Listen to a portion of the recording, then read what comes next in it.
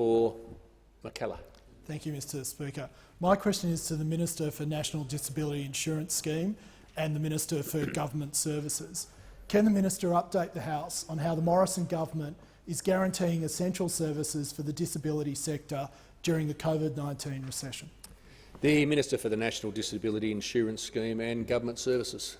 Thank you, Mr Speaker. Can I thank the member for McKellar for his question and for his advocacy for those with disability in his seat, 1,646 participants that I know he is passionate and caring for. Despite all of the issues we're going through in COVID-19, the Morrison government continues to deliver for NDIS participants, acting to ensure that the essential services that people require continue during a very challenging time. Despite the conditions we're in, the latest quarterly report shows that the NDIA has now driven significant improvements to ensure participants are receiving timely supports. There are now a staggering 400,000 Australians in the scheme. And despite the circumstances of the last few months, 28,000 people entered the scheme in the last quarter alone, and that's something we as a nation should be proud of. More than 175,000 Australians are receiving supports for the very first time. The first time in their life they're receiving some sort of support from the state. And as more participants have joined the scheme, we've continued to improve the timeliness and the responsiveness. In June this year, an access decision took 10 days, 4 times faster than 12 months ago, and only 6 days for access if you're a child from 0 to 6, 7 times faster than 12 months ago.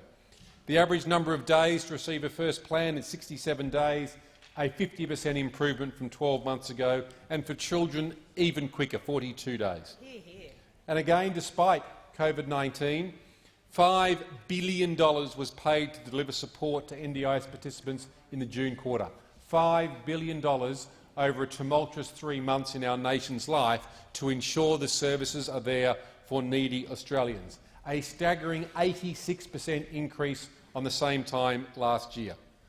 We are absolutely committed as a government to providing support to Australians, hence the announcement of landmark reforms last week.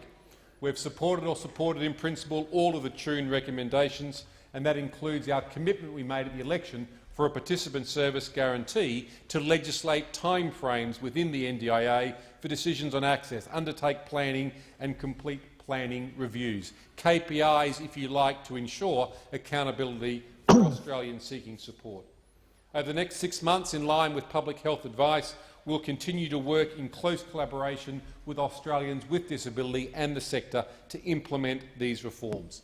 Mr Speaker, this is a world-leading reform. It is a national endeavour. And as we move towards 500,000 participants in the scheme, can I thank everyone who's been involved in delivering what is such essential, necessary supports to such wonderful Australians who need it every day.